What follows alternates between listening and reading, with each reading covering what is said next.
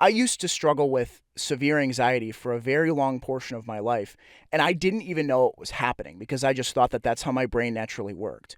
Well, recently I've been fortunate enough, and I've made the decision, so it's obviously it's been on me, but I've been fortunate enough to be able to see the difference between what thoughts that I have that are anxious are real and which ones are not. And the challenge with anxiety is the fact that it feels 100% real. When we're anxious, we have, it's like there's a cougar in front of us.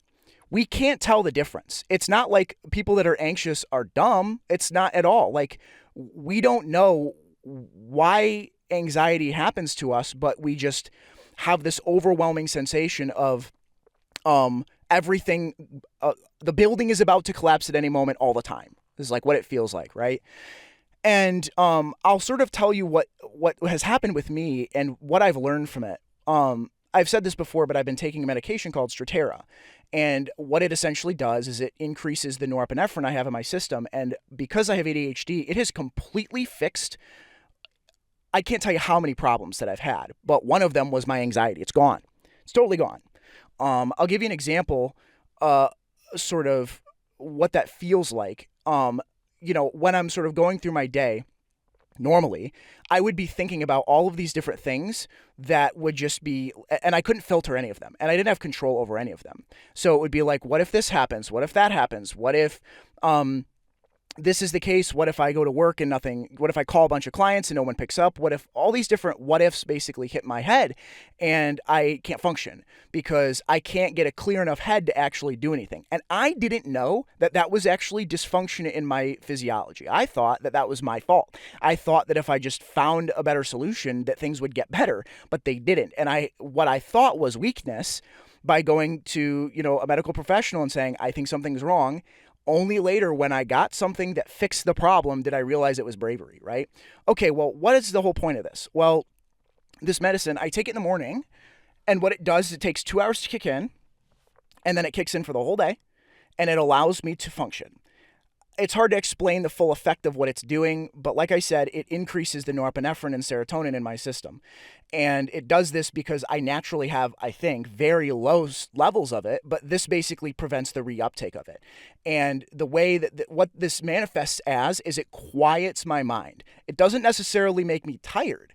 It just makes it so that I can choose what I think about. And I don't have distracted thoughts about all of the things that could go wrong all the time.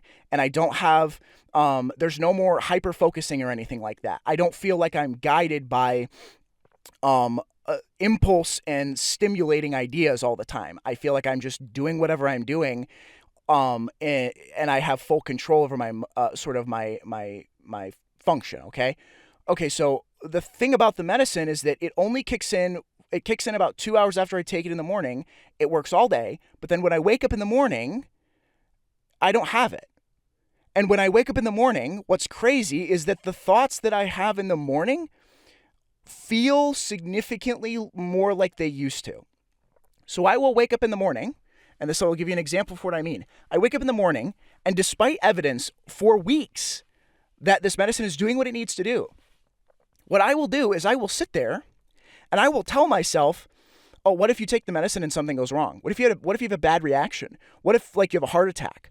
What if this medicine is ungodly expensive? It's $642 a month. It's stupid without insurance. I have it now, but won't soon.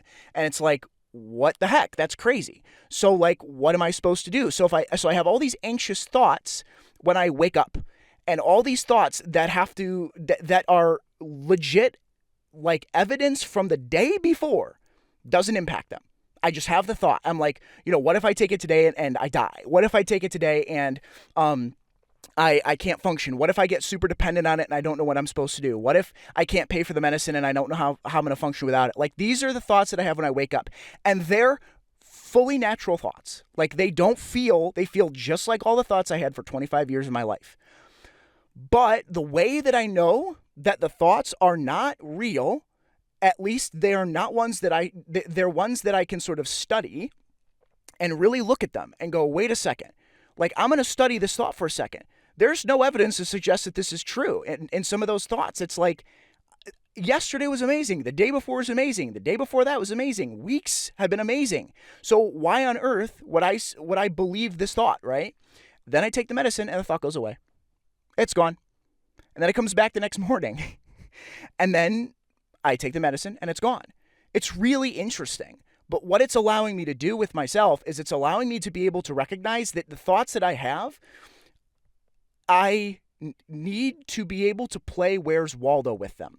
So, like, what do I mean by that? Well, if I think about it this way, I get really, when I haven't had my medicine yet or whatever, or, if it wears off or whatever, it doesn't really wear off, but in the morning, before I take it, over time, the hope is that it's not going to be this way. And it's just going to be consistently, I'll just have high levels and I won't have to feel this way.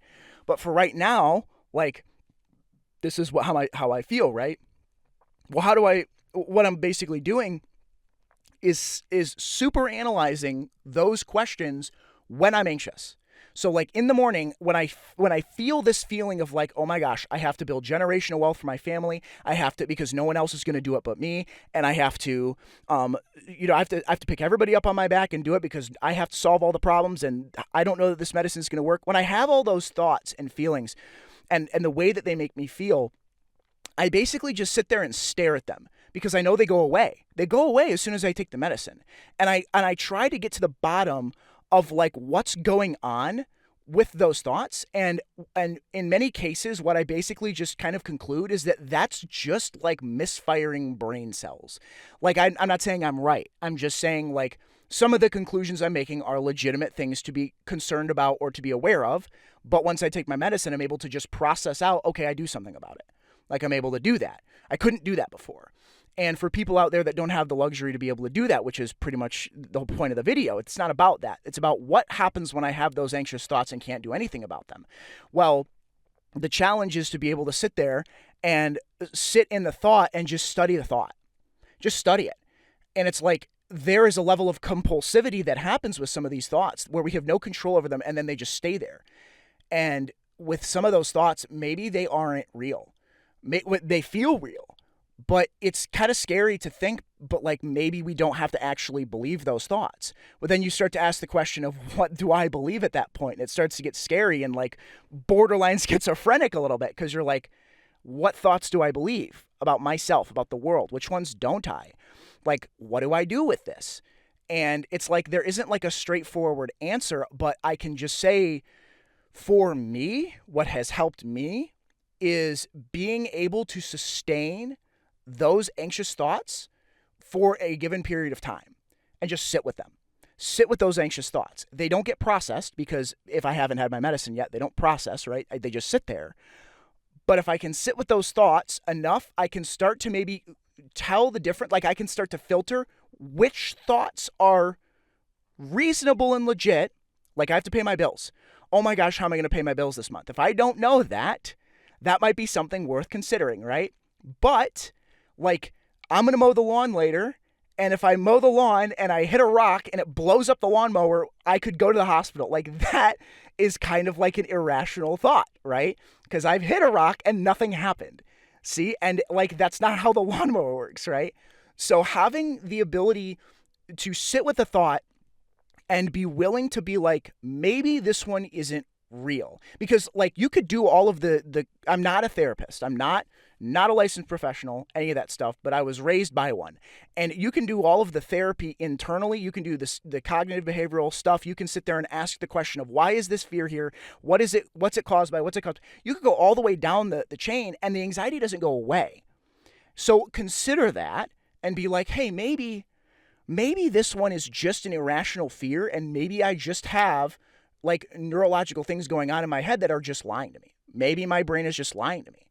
And like, that's what I started to do. And I got to the point now where I'm like, with some of those anxieties, I'm able to sort of do that. And then if we can sort of figure out ways to sustain, I'm going to have to do this at some point because I'm eventually going to have to function without the medicine, right? And so I'm going to have to be able to sustain those thoughts, right? Sustain those anxious thoughts and function anyway. And be able to sit there with that thought in my head and function anyway. And there's this level of endurance that goes with sustaining the thoughts. And I'm not for a second saying that you have to sit there with those thoughts and you can't get them fixed. Like, by all means, if there's a solution to, try to see if it's fixable. But if it's not a fixable thing, for whatever reason, being able to sustain the thought in the sense that you basically, it's almost like you're like planking. You know how like you go to plank and you just sit there and hold it? It's like the longer you're able to hold the thought in your head and not have it impact your functioning, the longer you're going to be able to do that over time. And that's kind of what I've learned for myself, where it's like, I'm just not going to let this thought affect me. And I've noticed the fact that those intrusive thoughts that function like that, they all tend to be not legit. The real thoughts are the ones that are evidence-based, and they're based in evidence, but they're also ones that I have more control over them. If I don't have a control, this is kind of how I would conclude it. For myself, if I don't have control over a thought, and the thought is by definition irrational, and I cannot control it, and it makes no sense, and there's no evidence that it's based on, and it's a fear, it's probably anxiety. And it's probably something that I can learn to sustain if I can't kick it out.